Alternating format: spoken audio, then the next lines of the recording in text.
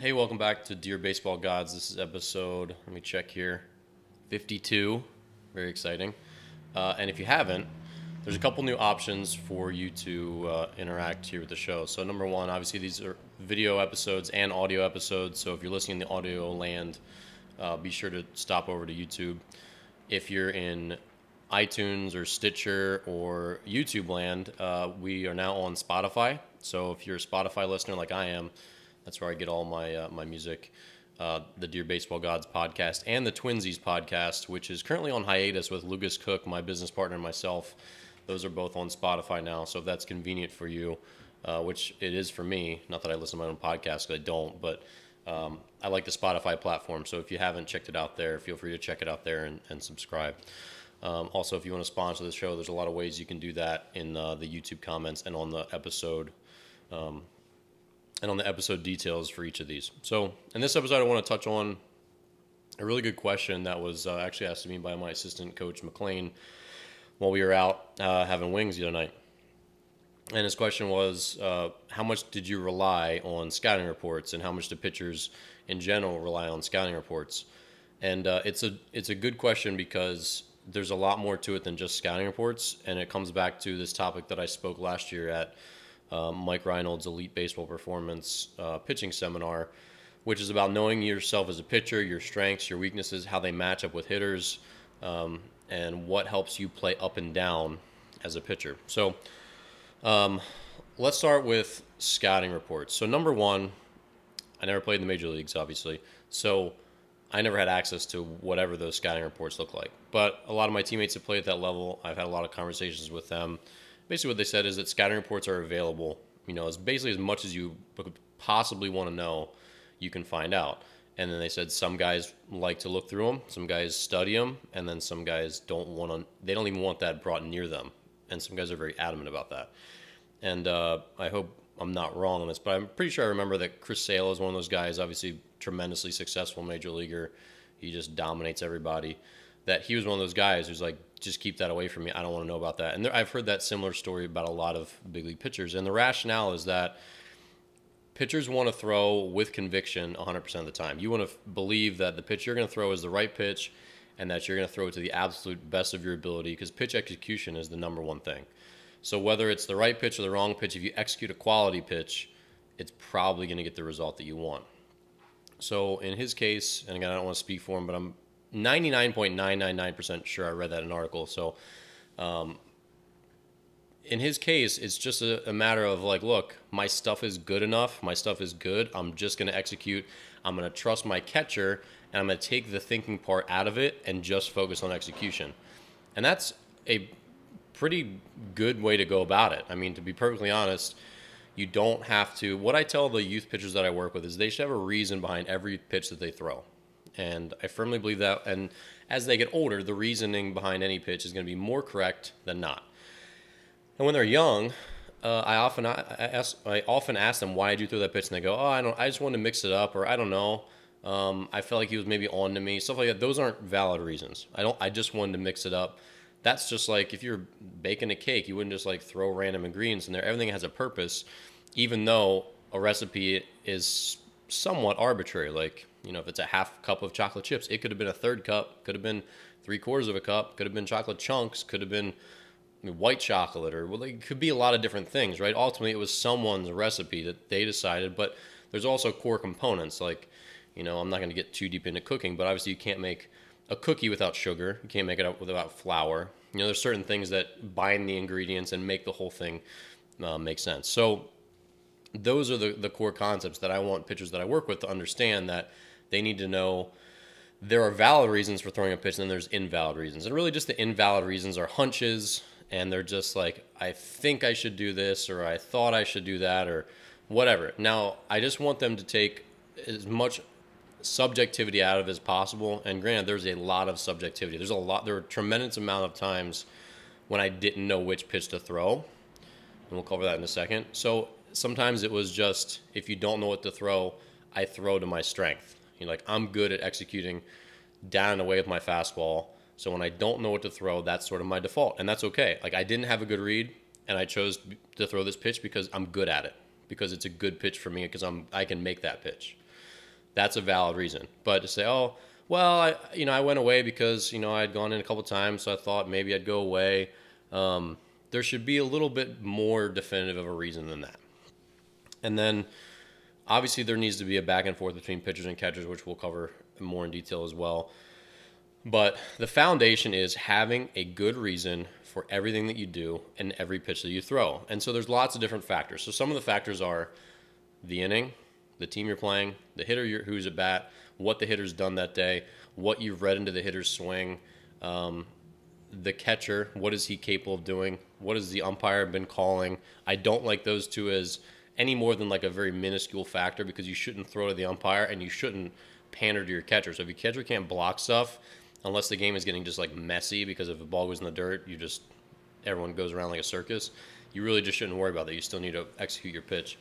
Other factors include the situations where the runner's on base, what's the score, is there a base open, is there not a base open, how do you feel that day, are you well rested, is your fastball good, is your changeup good, is your curveball good, is one of them junk, is two of them junk, or is everything junk? All those factors can come into play, and there is a tremendous amount of information. Just like anything in life, there's a lot. The older you get and the more experience you get, the faster you make these really complex decisions. So, and that's what we call, in a sense, just slowing the game down. So slowing the game down really means I can process more data and make a calm decision about it. So when I was younger, and when you listen to me talk about holding runners, I'll tell you that I couldn't hold runners. I didn't know how to hold runners until I was like 27. Obviously, I knew how to throw to first base and do pickoffs and do all that stuff when I was 12, right, 13. But where I really had a extremely good awareness of when I had to pick over and had a plan and really just was completely in control, just like probably like a new teacher teaching a kindergarten class. In a kindergarten class, it's like chaos. Little kids everywhere. They have so much energy. They're doing all this stuff. All of them need to learn everything about being a human being. And I'm sure that first year as a kindergarten teacher is probably just chaotic. And then the next year's a lot easier. And then the next year's a lot easier. And then over time, I'm sure teachers have just this ability to just like scan the room, and they just know that kid needs this kid needs that. I responded this way, this that way, this way. Like everything just gets, I'm sure, monumentally more easy over time, right? Just like anything. But on the mound, it's a very chaotic environment, even though it seems very calm and quiet, but there's tons of information. Again, what's the score? Where are my fielders? Who's running? How fast is he? Who's hitting? How fast is he? Who's hitting? How good is his swing? What's he done this day? What's the count? What's the situation? Have I faced this hitter before? Who's on deck? Who's in the hole? All these factors. There's tons of them. And then on any given pitch, do I need to pick over? Should I hold? How long did I hold last pitch? How long should I hold this pitch? There's just a lot of stuff going on. And so when a pitcher goes out there and he's holding runners, for example, and he goes 1/1000 and he pitches, and 1/1000 and he pitches, he knows that he's probably been taught at some point, and granted not everyone has, that hey, you got to vary your timing. So it's 3 seconds, then pitch, then it's 2 seconds, then pick off, then it's 1 second, then pitch, then it's 4 seconds, then pick off, then it's 4 seconds, then pitch, then it's 2 seconds, then pick off. That's a good way to keep runners at bay. It's one of the absolute most important things you can do is vary your timing.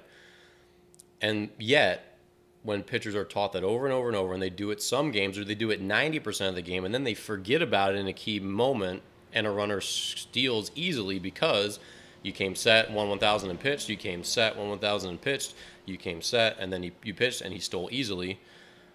It's like, why did you forget at that moment? It's because there's so much going on, and the last little bit of focus that you had that you would have normally allocated to holding that runner was focused on the fact that this is a really big situation. This is a key hitter up at bat, and he's tough, and what am I doing? So, again, the best pitchers have extra bandwidth. They have so much bandwidth they can just handle all of that. They never really run out, where it's like, I was so focused on the hitter that I forgot about the runner. I was so focused on the runner that I left the ball over the plate.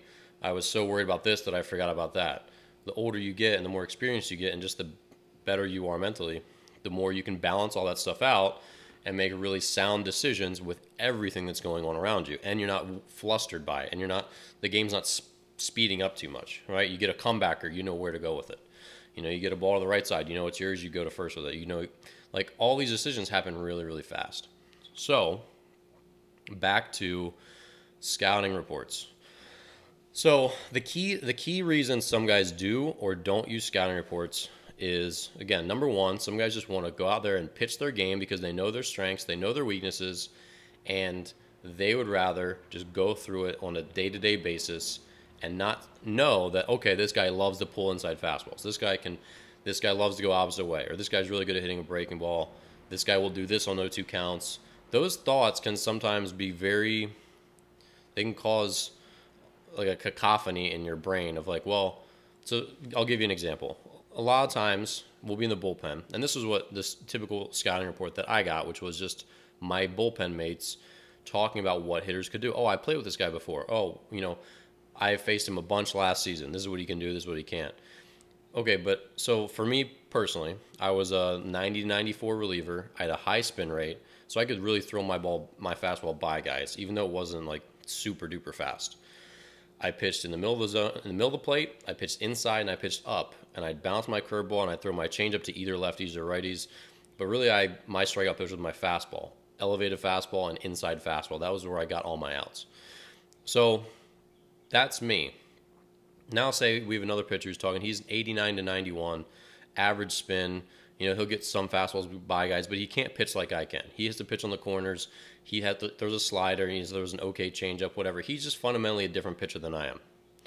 So he says, yeah, like this guy's a really good inside fastball hitter. Like, go away from him. How do I use that information? So that was what worked for him. And a scout could see that, say a scout sees this hitter for 15 at bats, and he sees him over 7 different pitchers. And most of these pitchers are going to be in the bell curve, where they're not going to have like crazy high spin rate like I kind of had. They're not going to have crazy sink, or they're not going to have an Andrew Miller slider. Like, again, most people are like in the middle, right? I'm not saying I was perfect, because I certainly wasn't. Like, my command wasn't off the charts. Like, everyone, like, I didn't make it to the major leagues for a reason. So I'm not saying that I was above other guys, but I had a unique sort of skill set. So the scouting report's going to come in, okay, he's got curveball down, he's really good with hitting, he's, don't go inside, he's got really fast hands, whatever. How do I take that information when I'm a guy who pitches inside for a living, and that's my strength, and I'm good at it, and I can get fastballs by guys inside even when they're good inside fastball hitters? So, teammate, just call him Matt. Matt says, hey, don't go into this guy because he took me deep, he can pull his hands in, he's got really fast hands. You probably want to go away from him. I get hurt going away. I got hurt going away my whole career, down, away, unless it was like literally on the black. Like, that outside half of the plate was a bad half for me, and the bottom third of the zone was a bad spot for me. So you go, okay, now you're out there, it's a tight game. Say it's a 1-2 count or 1-1 count. For me on 1-1, I usually go inner third. I try to get guys to make weak contact by jamming them, and they put the ball in play. And if they don't, now I'm 1-2, I can go elevate fastball, strike them out. I can bounce a curveball, strike them out, and go inside again. I can do a lot of different things. That's kind of me. So, okay, game's on the line. It's a 1-run lead. There's a runner on second base, 2 outs, 1-1 count. This guy who can really hit an inside fastball is up. Do I pitch him inside? If no one tells me otherwise, there's no scouting report, I don't know who this guy is, I'm going to bust him inside, because that's what I'm good at. That's my strength, and that is difficult for the vast majority of hitters. Do I get beat inside sometimes? Sure. But in this case, now I've got a little birdie in my ear that says, don't go inside, Dan. This pitcher told you, if you go inside and he pulls it and drills it, you're going to feel real stupid because they told you not to, and you're going to do it anyway. Maybe the safe play is to go away because the scouting report said to go away, and take your chances there. Well, do I want to take my chances with my weakness, which is going away, or do I want to take my chance with my strength, which is going in? The problem is, my weakness is the hitter's strength, or I'm sorry, my strength is the hitter's strength. My weakness is the hitter's weakness. Which do I do? Do I choose weakness on weakness or strength on strength? But the big key factor, the problem here in this scenario is that I have some cognitive dissonance where what I should do and what others are telling me to do and what I know is probably the right decision for me because I'm unique and I'm not, Johnny Average on the scouting report or whoever they, again, this is a composite of a lot of different pitchers. They're assembling information to say, Johnny average pitcher should probably pitch this guy this way, or these are the habits of this hitter against most pitchers, right? You wouldn't write a scouting report based on how one hitter hits against Aroldis Chapman, because it'd be like just throwing fastballs down the middle, right? But anyway, so it can ruin your conviction in a pitch when you're second guessing yourself, when someone says don't do this but you're really good at doing that, right? So that's part of the reason some pitchers don't want to mess with scouting reports. Now, I would always listen, but in this scenario, you know what I would do? I would just go in, because it's like, if I'm going to get beat, I'm going to get beat with what I'm good at. I'm not going to just go the sort of the coward's route, even though that might be the safe pitch, because I know that I'm not as good at getting the ball, say it's a righty, away to a righty. That's one of my weaknesses too, one of my locations. I'm good arm side, not as good glove side. And B, that's a location that I frequently get hurt in. So when the game's on the line, I'm not going to choose to pitch to my weakness, even if it's his weakness. I'm going to pitch to my strength, even if it's his strength, and like, screw it, let's do this. That's kind of how it is. And then it comes down to trusting your stuff and trusting that you're good enough. That, and again, it always goes back to the old adage, like good pitching beats good hitting, right? Even good hitters, it's only 3 out of 10 times they get a hit, right? So I'm going to take my chances that way. So that's one dynamic between the scouting report, which is like the little angel on your shoulder, like, you should do this, and then the devil who's like, no, like, bust through that wall yourself. So that's part of the issue. Now, there are a lot of times where you have to remember that hitter approaches change. So there was an example in I think my 2015 season where we were facing one of the bottom teams in the league, but they had obviously every team has good players on it, and I was pitching the 8th inning, which was my role. It was a 1-run game, and runner on second, and I don't remember how many outs, but it was like their 3 or 4 hole hitter who's kind of a wild swinger, and he'll swing at a ball at his eyeballs. He'll wave at a curveball in the dirt. So I've been watching the game, and I watched him strike out twice on curveballs in the dirt. And said, okay. So I get out there, and I think I'm like 1-2 on him. I have a base open, and flashback to those curveballs he's waved at. And I've faced this guy a couple of times before, and I've struck him out on breaking balls in the dirt. I've also struck him out on fastballs up. I also know I could probably throw it anywhere, and he might swing at it. I could throw it in the other batter's box, and he might swing at it. But in this case, I threw him a curveball. It was not it was borderline ball strike. It was probably a ball. It was a little bit below the strike zone. And what my teammates had told me, and what our manager, who was a former catcher, and other, like, basically, like, hey, this guy's got kind of long arms. Like, physically, he just had long arms. And he's got kind of a loopy swing, and his barrel kind of lives in the bottom of the zone because he's got these long arms, and he, like, with 2 strikes, kind of waits on breaking balls a little bit, and he's pretty good at hitting breaking balls. So they said, like, when you get ahead, you probably don't want to finish him off with a breaking ball.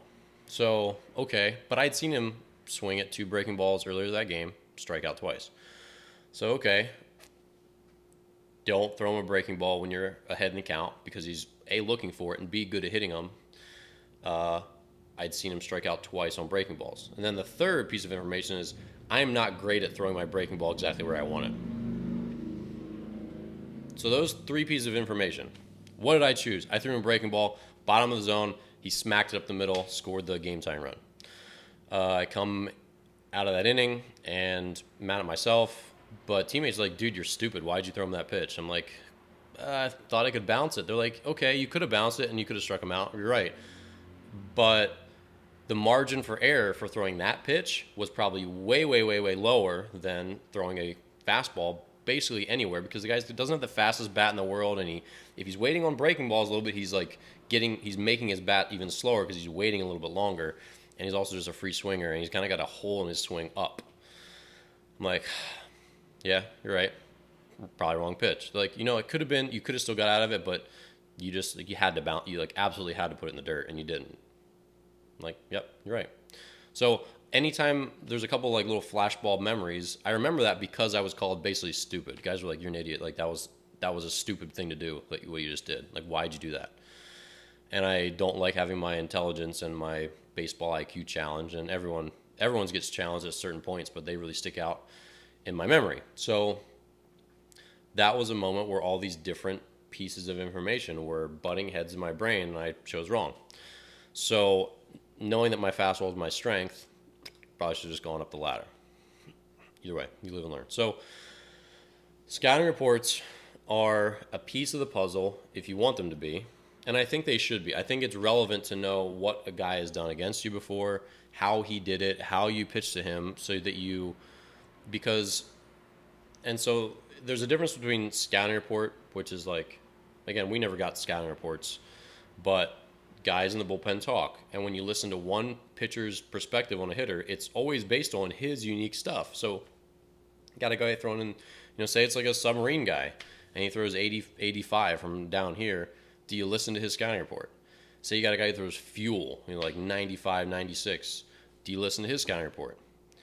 Like, do you listen to a guy like me who I throw 3-1 fastballs down the middle, and because my ball spins so fast, guys will just like swing and miss, and they'll be like, wait, how did I not hit that pitch? Like, do you listen to my scouting report? Like, I pitch a unique way. This guy pitches a unique way. You just kind of have to sort of take all of it in stride. And then when you don't know, maybe you use it. And if you do know, but it doesn't fit your strengths and your weaknesses, then maybe use it, or maybe you don't. But at the end of the day, the number one thing you want is to throw every pitch that you have with all of your conviction. To not say, I'm not sure, I'm gonna go with what they say I should throw. It should be what you in your heart know you should throw. And if you don't know what to throw, you should make a choice and a decision and have a reason that gives you, again, conviction. So like, okay, I don't know what to throw, and scouting reports conflicting in my brain. What am I good at? I'm really good at making inside. I can execute inside. Boom, let's just do it. Because if I'm going to go down, it's just like, let's go down swinging. You know what I mean? So that's kind of the long and the short of, do pitchers use scouting reports? And if they do, why? And if they don't, why? Because you just don't want to have conflicting views of what you should do when important situations come up. Now, the best thing that you can do is to analyze as you go, to take some information from other hitters so that you don't go out there naked. So you go out there with some kind of idea of like what. So for me, I liked hearing like, okay, yeah, this guy's got a slow bat, or he's got a loopy swing. And if a guy doesn't throw as hard as I do, and he says this guy's got a slow bat, good info. Because if it's slow bat to that guy, then it's going to be definitely slow bat to me. If the guy throws a lot harder, then you have to take, slow bat with a grain of salt. Everyone has a slow bat compared to Aroldis Chapman, right? So those are good factors. Does a pitcher have a average curveball? And is he like, yeah, this guy can't hit a curveball? Okay, my curveball's pretty sharp compared to the average. I don't throw it for a strike that well, but I have a chance where I can throw it and he'll wave at it. So all that stuff's important. But then getting a read on the hitter. So you want to figure out, the key things you want to figure out are, how aggressive are they early in the count? How does their approach change as the at-bat wears on? Because that's going to be constant to most pitchers probably. What does their swing look like? Where does their barrel live in the zone? Those are important aspects. So when I say, where does your barrel live in the zone, it's like, is it like a David Eckstein kind of hitter where he's always kind of like trying to go away, he's looking middle out, and his swing plane is kind of flat? You kind of say that his barrel lives out in like a little flat strip, maybe on the outer half of the plate. Or is it like Chris Bryant, where he kind of has like a steeper, what's the hitting term for it? A steeper like attack angle, and he's a good bottom of the zone hitter. His barrel kind of lives in the bottom of the zone. So I say he can't hit a pitch up, because he can, but if he has a hole in his swing, you'd probably say that Chris Bryant's hole in his swing is like up and kind of like up and in. So where does their barrel tend to live? So like in this example with the guy who hit the single to the middle of me, his barrel definitely lived in the bottom of the zone. He had long arms and kind of a loopy swing and kind of a slow swing. So that's kind of where you could sometimes just run into his bat. So like for a lefty hitter, their barrel often lives like in the down and in sort of quadrant of the plate. So that's kind of often like a no-no zone where you can really get hurt. And if you're just guessing and you don't know, I don't know where to throw this guy. I've never faced him before, brand new. Stance looks pretty like normal. You gauge how big he is, how small he is, like what do you think he could do? You probably just don't go default like low and into a lefty, or like middle into a lefty. Obviously, middle end's everyone's happy zone. So you try to read them as best you can. So number one, where does their barrel live in the zone? Number two, what does their swing look like? Does it look like it has a loop to it? Does it look really short and kind of like opposite field approachy? Does it look really powerful? Are they like a free swinger? How hard do they swing? What does it look like they're trying to do when they take a swing? Does it look like they're trying to go yard? Does it look like they're just trying to fillet a line drive into right field? Does it look like they're trying to stay up the middle and go to the gaps? Those are all important pieces of info that give you an idea of how bad you're likely to get hurt if you miss over the plate, right? So if I'm 2-0 to a guy who it's clear that he's trying to take me deep, if he's 2-0, my approach is going to be a little bit different. If I have a little, like 1 or 8 hole or 9 hole hitter up, or even a 2-hole hitter who it's clear that he's like not a super big guy and he's like an opposite field approach guy, I'm not super worried about piping 1-2-0 because at worst it's probably a double. Once in a while it's probably a home run, but most of the time he's probably just going to shoot a line drive somewhere. Not the end of the world. It's not that big of a deal, right? So those are all important pieces of information to consider. How badly am I likely to get hurt? And again, sometimes it does come back to hurt you. So there was a player that bounced around the Atlantic League for like 10 years. He played in the big leagues with the Red Sox, and he's in his 40s now. His name's Bryant Nelson, so he's a nice guy. So he's out there. Sup, Nelly? But he killed me. He had a bomb off me and a double off me, and I remember the bomb that I gave up to him because it was like the first, or like the second pitch of an inning, I think, and it like tied the game up. And it was just like a 1-0 fastball, and I just didn't think he could hurt me. And he had a pretty good read on me. He was a smart enough guy, and I just like piped one bottom third of the middle of the plate, and he just took me yard. I'm like, God. And so sometimes you can let your guard down when you don't feel like a guy can hurt you. That happens too. But most of the time, you and I can like I have again like a flashbulb memory of that pitch, and it was just a time where I was just like, okay, 1-0, there you go, and he just destroyed it. Where if it was like 1-0 coming at you with some conviction, there's a difference in the way you throw those two pitches. So I probably could have like snuck it by him, or maybe just whatever. It just he doesn't hit it out. But there was like I let my guard down to that too. So even when you have a guy who probably can't hurt you, probably won't hurt you, you still don't want to let your guard down. You still have to be convicted in every pitch you throw. I remember I threw a 3-0 fastball when I was pitching for Fargo. This was my second year as a pro pitcher, and I was playing Lincoln, and I remember this very vividly too because I had never had a guy, I don't think to that point in my career, swing at a 3-0 pitch. And the guy I threw this 3-0 pitch to, because I was all messed up in the head, I had a terrible year. I was not pitching well at all. And it was this guy who played, I think, linebacker for Florida, University of Florida. And then he also was obviously a baseball player for Florida. So two-sport athlete for Florida. Really strong-looking African-American guy. And I just piped a 3-0 fastball, like, okay, here's my cookie because it's 3-0 and no one ever swings, 88, and he just absolutely destroyed it to dead center, 400 feet away, and it got out of the ballpark like so fast I could barely like see it leaving by the time I turned my head. I was like, oh, okay. So I guess I got to throw 3-0 pitches even with conviction. So, like that's an important part of it too. But it's easy to let your guard down with some hitters than others, and sometimes you get hurt like that. Like besides those two moments, there have been a number of other times where you let your guard down and a guy who's probably only good for a single takes you for a double. Or like in this case with Nelly, usually good for just a single, maybe a double, but he hit one of his like 6 home runs that year off me. Because I let my guard down, he was ready. He probably saw it. He probably smelled it out. So those things happen. But you want to know where their barrel lives in the zone. What kind of hitter are they? What are they typically trying to do? And again, at higher levels of baseball, guys have pretty defined roles where leadoff hitters are not trying to take you deep. And if they are, they're very stupid people because they usually don't have the power to do it and they fly out a lot. So you kind of know that based on body type and all this other stuff. But there's also just some big guys that don't have a home run approach. There's also some little guys that are prepared to just yoke one if they get the chance. So it just depends. Beyond that, again, looking for swing holes. Where are they set up on the plate? So if they're really far off the plate, it's tougher to pitch inside of those guys if they don't dive. I mean, assuming they don't dive in, if they're farther off the plate than normal, the inside part of the plate is going to expose a little more of their barrel. But obviously going away is going to be a little tougher for them to reach sometimes. So most hitters set up in mostly the same spot, but there are some variations where you're like, man, that guy's really far off the plate.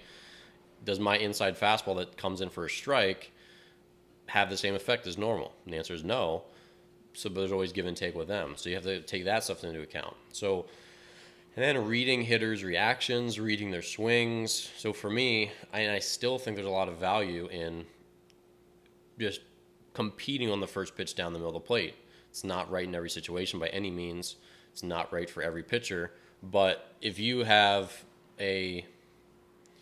enough velocity, you can just do a bat speed check. And that's what I did. Because again, my fastball had some weird special stuff going on where again, I think it's high spin rate. I was never like clocked on a TrackMan or Rapsodo or Flight Scope, but it was clear that when you talk about the qualities of a high spin rate fastball, that was what I had. I went 10 innings once without getting a single ground ball out. So guys wouldn't hit the ball on the ground. They'd swing under it. They'd pop it up. Anything above the belt, they just could not barrel up. And they would just swing through 2-0 and 3-1 fastballs sometimes.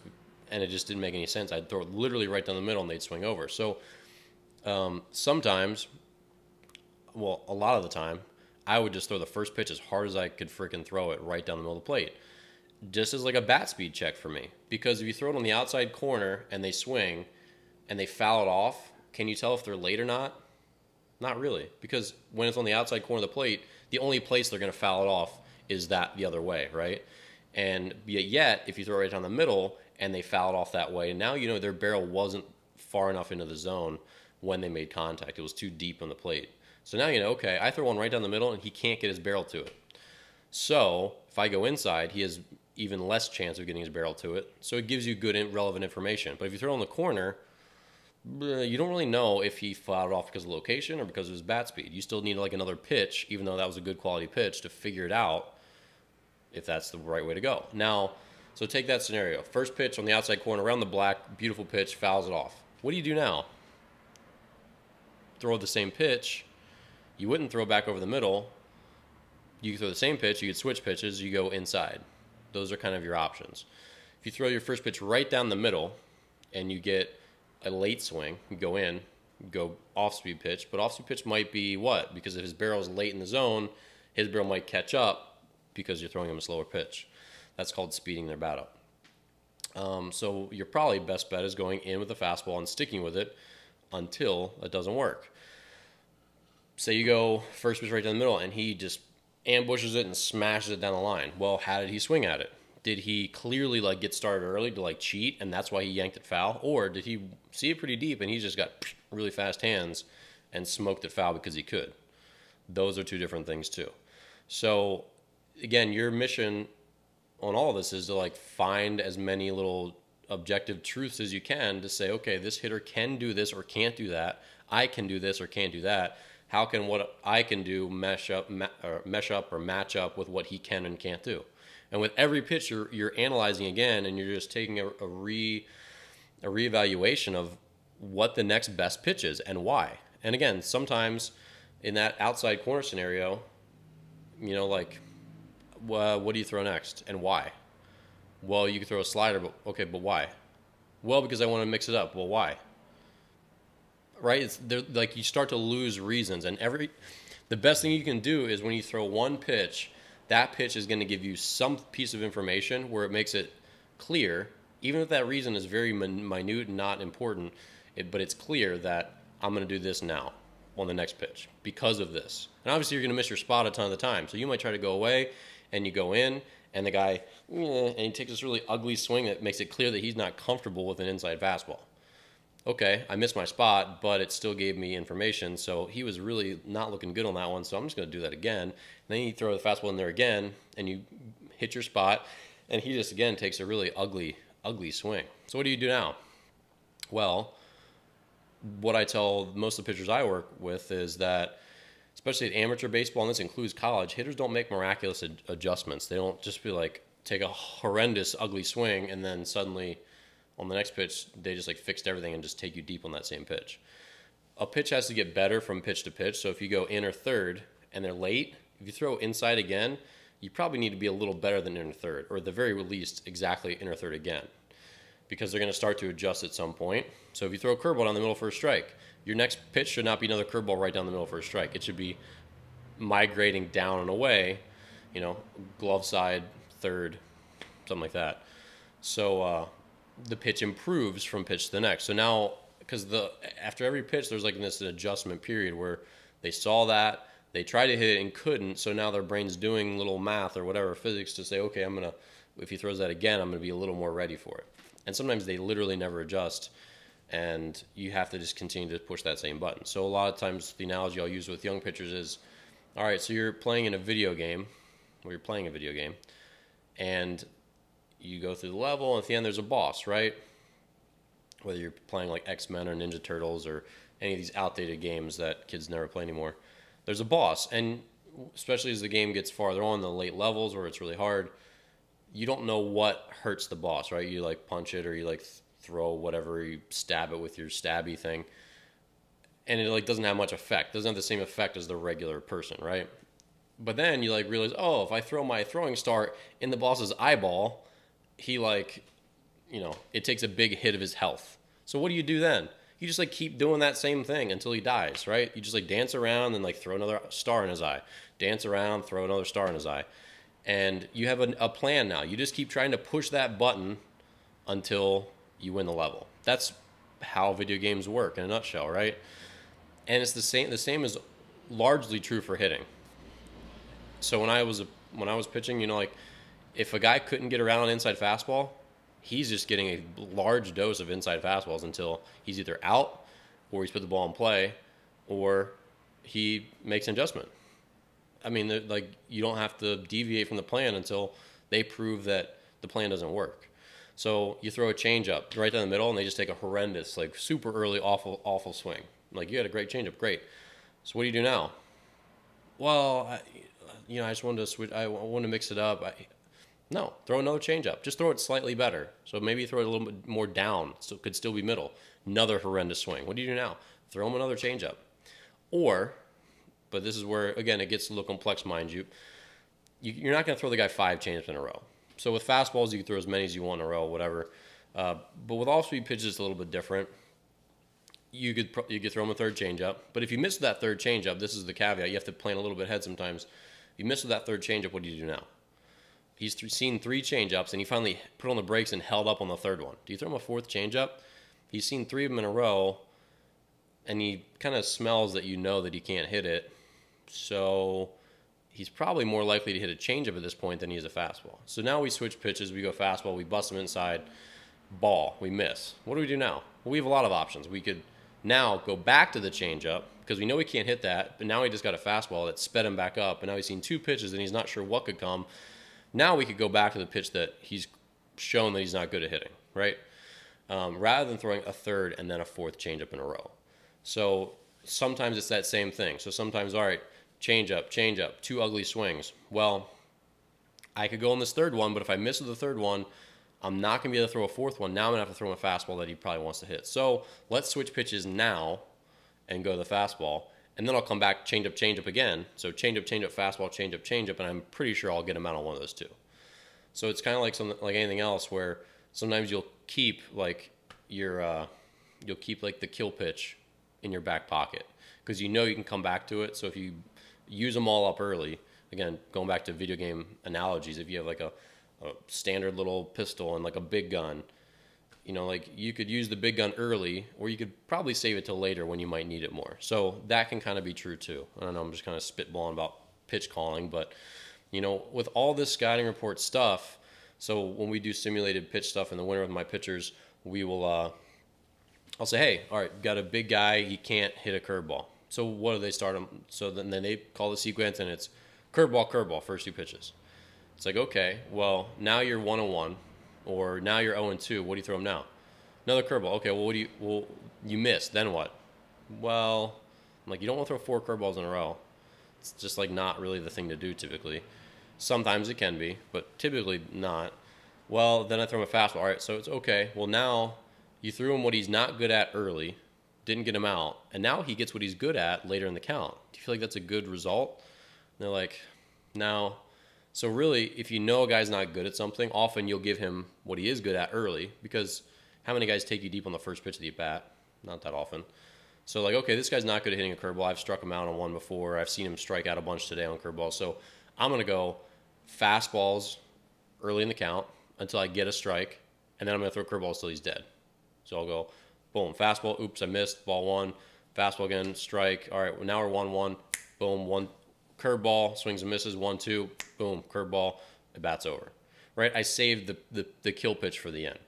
So with scouting reports, all that stuff, and just like having an idea can get you farther along. So if like we know this guy can't hit off speed, or we know this guy's got a slow bat, let's not throw him too many fastballs early so we can throw him fastballs late when his slow bat really matters, because we want his slow bat to rear its head when he's got 2 strikes, when he's gonna swing and put the ball in play, right? A lot of guys don't even swing on the first pitch, so you throw them what they don't want to hit on the first pitch, they're happy they didn't swing.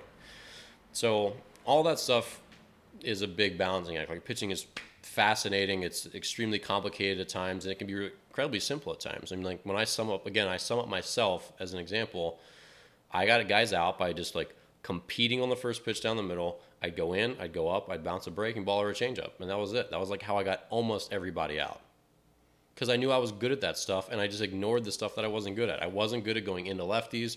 I wasn't good at differentiating my curveball, so I just kind of kept my curveball. I'd probably try to either throw it for called first strike or I'd bounce it, because I wasn't good at feeling for the in between. Kind of the same thing with my changeup. I'd throw changeups, bury them in the bottom third down into a righty or down away to a lefty when I wanted them to put the ball in play, or I wanted to strike them out. I didn't throw them a ton early in the count. So for me, like, I figured myself out later in my career, and it made a huge difference, because I had like I knew what weapons I was going to take into battle. So when everyone's offering me other ones, like, no, I know I can handle myself with just, I keep using all these violence analogies, and I apologize for that, but like, it's like, I know I'm good with just my nunchucks. But if you want to give me like a throwing star once in a while, I'll use it, maybe. But I know I'm good with what I'm going into battle with. And that's a really key, important thing to do, because when you start trying to make your catcher happy or your scouting report happy and throw what other people think you should throw because that's what they threw, or that's what they've seen other people throw, it just gets really confusing, and it slows the decision-making process. It makes you less convicted about what pitch you're going to throw, and that's really a lot of what matters. The last thing I'll mention is catchers. So, and this is where pitch calling really does matter, and I talked to one of our pitchers about this earlier, because he has 2 catchers on his team, and both are very good catchers, but one of them calls a certain kind of game that he's used to, and another calls a different kind of game that he's used to, because they both come from different schools and different high schools, and the way they're brought up is different. So, and I've felt this too personally, where, you know, like, it just depends which catcher I'm going to get, because it could be our starting catcher, it could be our backup catcher. You know, if you're on a team where both catchers are relatively equal, they'll split more time, so there's more likely you'll get one or the other. I'm sorry, it's less likely you'll get one or the other. You'll get more an even split of both. So you might have 10 outings in a month and throw to one guy 5 times, another guy 5 times. And you might really gel with the one guy and not so much with the other. And so for me, this happened one season where one of my catchers understood how I pitched, and I talked to both of them about it, but one of them understood more how I pitched, and so it was my game plan was his game plan. So he called what the pitch that I was basically just ready to tell him that I wanted. The other catcher called the game of like other pitchers on my team. Like, he was always like going away first pitch or going away second pitch, or like, let's go to the breaking ball one-on-one. It's like, that's not me. But like, and at the same time, it's also makes you question whether your read on a hitter in a situation is the right one. Because if he's saying we should do fastball away, and you're like, I'm pretty sure we should do fastball in, why does he think we should go away? What am I missing? Does he know something that I don't? Because catchers often do. I mean, catchers are smart people, and they're right up there with the hitter, they're with the umpire, like, they see a lot of what's going on. So it can confuse you when someone's like, you should do this, and you're like, I thought I should do this. You're like, wait, what if he's right and I'm wrong? And then you're second guessing yourself out there on the mound, and you're not as convicted. I don't know if clearly convicted's a word, 'cause that's what happens when you commit a crime, but I don't know if convicted's a word in this sense, but I guess it probably is. Your conviction it diminishes, and now you're throwing a pitch that you're not fully committed to, and you just like don't compete with it the same way. When you're fully committed to the pitch you're about to throw, and you throw it with utter conviction and you compete with it, that's the best version of whatever pitch you'll throw will ever be. You just don't want to have any doubts behind any single pitch. And when you're doing it 100 pitches over, it matters, because 5 pitches might be the difference in winning and losing. You know, like runners on second and third, one pitch, boom, single, scores 2 runs, right? That's one pitch, scored 2 runs. Obviously, lots of other stuff led up to that point, but one pitch scored 2 runs. You know, you've seen a guy go seven innings scoreless, 8th inning, 2 guys get on, hangs a curveball, guy bangs it into the bleachers, 3-run home run. You're now down 3-2. It's like, crap, I pitched 7 great innings, made one mistake, and here we are. And that can come back because of conviction. I mean, it can come back because you made a poor decision. It could have been you were ready to throw that pitch and you just didn't get it. Like, that happens too. But at the same time, just taking 1 or 2 or 4 or 5 pitches off where you just weren't fully committed to them could be the difference between having a really bad day and a really good day. And especially in pro ball, it's very common, like innings 1, 2, 3, 4, like it's 0-0, it's 1-0, it's 1-1. Pitchers tend to really cruise through the lineup the first time, and they talk about this in the sabermetrics world. Pitchers, they're significantly better the first time through, and then they're not as good the second time through, and then they're way worse. It's the third time of the order penalty. So I can't remember the numbers I don't have it from, but say a pitcher is like, you bat 250 against a pitcher in the first time through the lineup. Second time through the lineup, it's like 270. Third time through the lineup, it's like 310. There's a big penalty that third time through the lineup. So I don't know why I said that. I just instantly forgot about it, or forgot why. But it sounded important. That's for sure. But I think my point probably was that, you know, that's how pitchers can get hurt later on in the game. So again, 1 or 2 pitches, as hitters start to see you more, that you're not fully committed to throwing, can make a huge difference. So hopefully this episode was informative about scouting reports and why pitchers choose to throw what they throw. Growing into yourself, and this was, again, a talk I gave at a pitching conference last October. Growing into yourself and knowing yourself as a pitcher is one of the most important things you can do. And it just takes awareness. You have to observe yourself as you're pitching. Connect the dots. How do hitters swing against me? Do I give up more fly balls than ground balls? Is it even? Do I get ahead of hitters? Look at your stats. Game Changer is fascinating. I was looking at our Game Changer stats for my organization, the Warbird Senators, and there's a lot of really interesting command stats, like percentage of times you get an out when you throw a first pitch strike, percentage of times that you walk a guy when you throw a first pitch strike. Lots of just really interesting stuff. There's some interesting stats in there, and it can give you clues about who you are if you need more clues other than just like directly observing the fact that, oh, look, I haven't gotten a ground ball out in like 2 weeks. I feel like I'm a fly ball pitcher. Why am I a fly ball pitcher? Well, they say that pitchers with higher spin rates tend to get more fly balls than ground balls. I might be a high spin rate pitcher. They say that high spin rate pitchers, guys just like miss with their barrel more because the ball stays up compared to a normal pitcher's drop with gravity. So I throw a lot of pitches right down the middle of the plate, and guys just like swing through it, and both of us are confused. Like, why didn't you hit a double on that, dude? He's like, why? I don't know why I didn't hit a double either. You start to put it together over time, and you pick up the breadcrumbs, and when you realize that stuff, it gives you just more conviction in throwing what you're throwing. It helps you make better decisions on the mound about what you're throwing, and it will help you optimize your ability. That's the biggest thing. Understanding who you are and what you do well helps you optimize your ability. If I spent a whole game, if I went 7 innings, and that whole 7 innings, my catcher was having me throw outside corner to righties and inside to lefties, I don't make that pitch very often. If I go into a lefty 10 times, I hit that spot 3 times. Like, I'm going to give up 11 runs if the whole game is spent me trying to go to my glove side of the plate. So, sure, I work in the bullpen to try to fix that, but the reality is I'm still better to one side than the other. So let's just go to my strengths where I'm good, and if I go inside to a guy, I can make that pitch on the inner third or better, let's say 7 out of 10 times, whatever it is. And when I miss, I'll miss where I'm safe versus missing over the plate where I get hurt, right? So it's not just your hits, like your execution, but also your misses. Because good pitchers, when they miss in a zone where they don't get hurt. So all those sort of things, and you observing yourself and saying, this is what I do well, this is what I'm capable of, so let's work on this stuff in the bullpen and practice and in my catch so that I can improve on it, but this is still what I'm best at. It's like, again, these are like the weapons I'm going out to battle with. They might hopefully improve with time. Hopefully, today I'm going to have a bow and arrow. Hopefully when I'm older I have a rifle, but, this is what I'm going out to battle with today. So this is what my game plan is, and you talk to your catcher about it, and everyone's on the same page, and you use the scouting reports to make that better, but to not create dissonance in your head where you're not sure what you should throw and how it fits in with you. All right, that's it. Dear Baseball Gods, episode 52. Look for it here on Spotify, YouTube, and iTunes, Stitcher, all those outlets. And again, if you want to support the show, you can do that on my Patreon page.